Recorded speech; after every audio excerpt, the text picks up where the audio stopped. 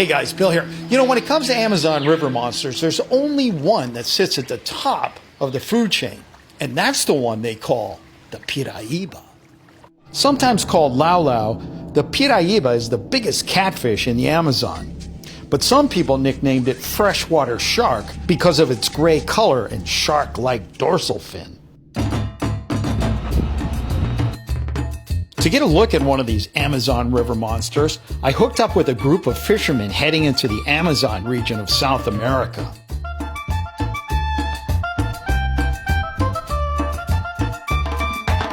Hey kids! The trip was hosted by my friend and pro fisherman, Steve Townsend.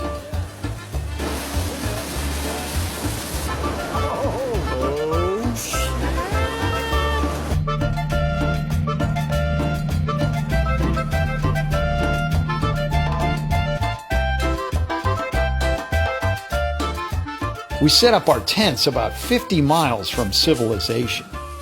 The campsite came with a big eating area and a cooking staff. Salt you have, pepper you don't have. We have. You got the red peppers, look. And we have an next seasoning here. Oh, seasoning. Wait a minute, we're working on this. We're working on this. We're getting the menu going here. All in all, it was one of the coolest Amazon river camps I've ever been to. It even had a few caiman hanging around to remind us this is the real deal.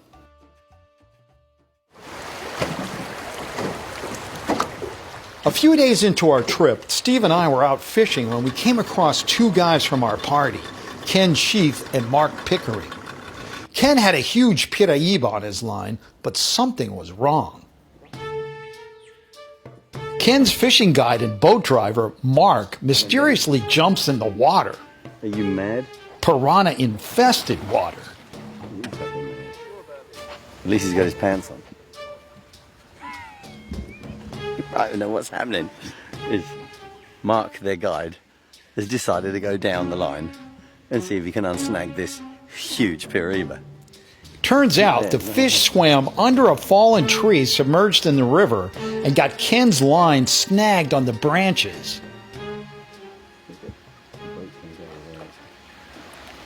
Deep bad. It's deep bad. It's deep bad. What about you put a wood, right? I will push it on. You what? They need help with the other hooks. What do you want us to do? He wants us to hook your line Yeah, you hook the line and on the other side, and then do hand line it up. and then join it back. I don't know that much about fishing, but this is what I call mission impossible. Steve will attempt to cast out in front of the tree and hook Ken's fishing line, bring it to the surface, and fix the problem that way. Good luck with that one, Steve. Yeah, I got the line. I got your line. Yeah. I don't believe it. He actually pulled it off. There you go. Right. There you go, boys. Okay, out again. Stephen. Cut Right. it and, Okay. and What, you want to cut it and join it to that? line it first, huh? Plenty, right? And then you join it. You right with that? Making a knot? What's you want to do? He wants to cut that. You hold it right around your hand. Cut it and put it on there. All right, so here's the idea in a nutshell. You got the tree right here. The line comes down, it gets snagged in the tree, and then it goes out from the tree over here, and it goes to the fish. So what they want to do is cut the line that's in front of the tree here and behind the tree here, and then attach the two pieces together. We go pull it up, plenty line, cut it and join it back. The only problem with this is if the fish decides to make a run. Hands and fingers are going to feel some serious pain, so they have to work as fast as they possibly can. You have the line? Yeah, this right here. Yeah. No, I've done it. No, this end here. Come. Wheel up. Right, I've got that. Where's the fish? Oh, the free one. The fish is here. Pick up. It's your 4-tone water knot, both sides that hold everything.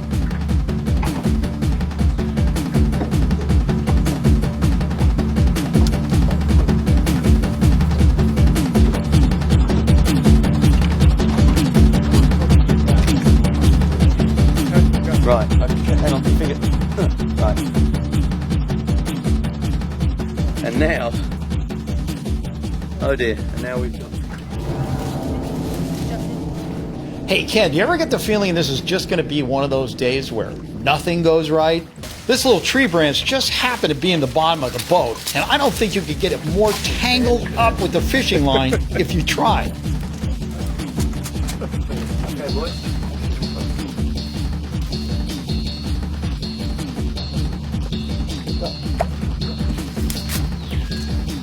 This is when it helps to have a great guide like Steven here, who's so good at his job, it's just downright scary.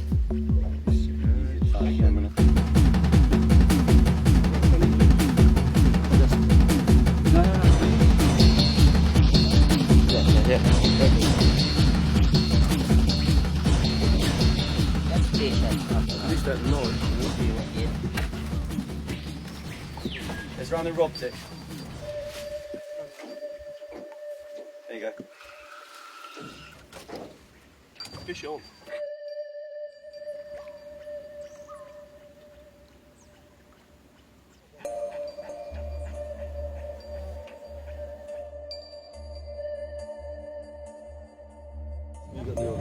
I think Ken's very quickly wearing out, poor guy. He's doing such a stoic job there. This fish is just an enormous fish, and it probably weighs twice what he weighs. Oh, and he's trying every minute he gets, every yard he brings up of line, fish takes two.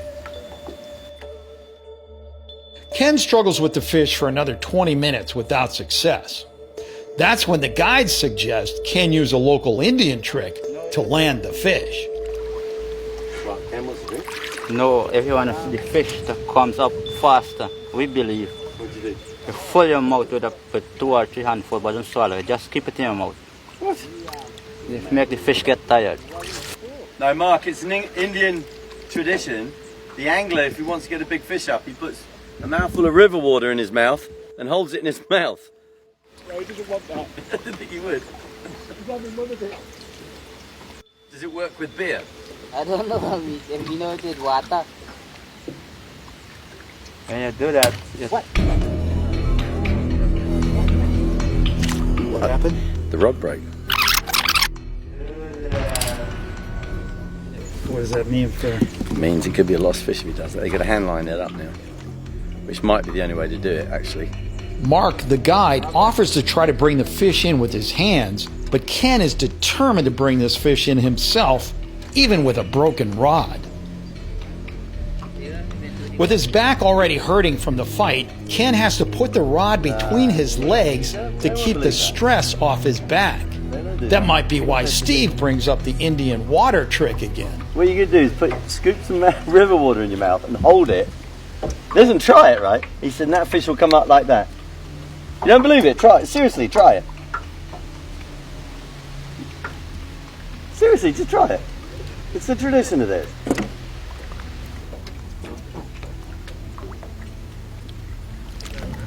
Good man.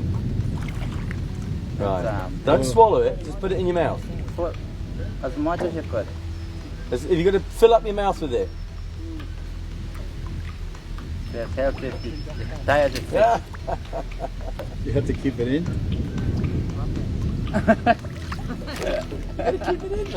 I think they forgot to tell him he has to hold it in his mouth until the fish actually comes up. But hey, maybe it'll work anyway.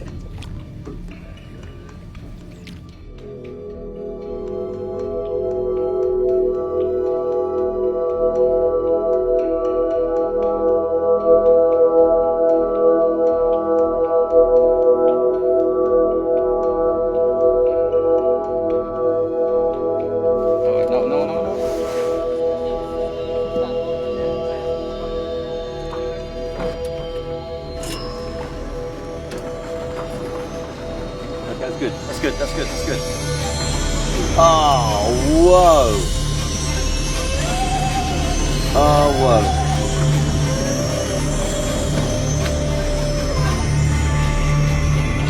Ken, that's a monster, man. Well done.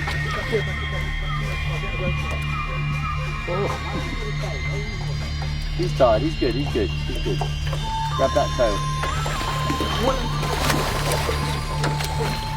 Now, I know a lot of you guys are thinking this fish is dying, but don't worry, it isn't. The fishermen just want to get a rough measurement and a couple of photos, then they'll let it go. That is a huge fish. Now you know why they call that a freshwater shark. Look at the size of it. With the fin, big tall fin, big shark-like tail.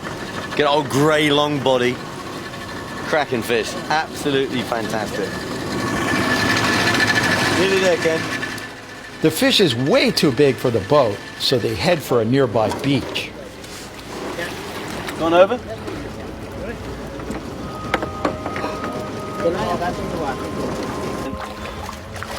Well done, boy. Well done. Actually, you know what? I tell you what, I would give that a 275. What do you reckon? 275? 275? Oh man, that's bigger. That's big. That's a big fish. Female. Thank you, Mark. Cheers, pal. 40, Yeah, they 60, 80. 1 foot, nah? 1 meter from there, Ken. 1 meter. 20, 40, 6. That's the 2 meter. Yeah, 2 meter fish. 2 meter, 20 fish. Look at that proud fin. That, Bill. Look at that big fin. No wonder they call it a freshwater shark. Look at the width of it. Have you got the width of it? Yeah, and the stomach. Feel. I mean, look at that there. Look. You can't get your arms around that. No. Careful. Yeah, no. Do it. If you can, do the other one. Oh, shit. Just touching my fingers now. Right. Yeah, I know. You got to try and get it in the other way. Yeah, Ken, crack it, mate. Crack it. Yeah. Let's get him back, huh? So long you got the head, you can't. Huh? So long you got the head in the water, it can't. It's fine, yeah?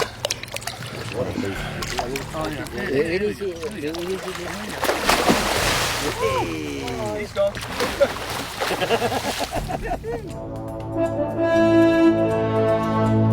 Piraiba can grow up to 3.6 meters or about 12 feet in length. This one won't make the record books, but I'm sure it's one Ken won't forget anytime soon. And that is a real Amazon River monster. Huge! Hey, thanks, Steve. That was an amazing fish and an epic fishing story, too, you know? I got to give kudos to Ken Sheath. I mean, he hung in there no matter what. I mean, he even drank river water to get that fish. So pretty amazing, Ken. And also to Mark Pickering, who gave up a lot of his personal fishing time to help his buddy Mark. So hats off to both you guys. Now here's a little sneak peek of some of the other Amazon River monsters you're going to be seeing in this Bill's Channel original series.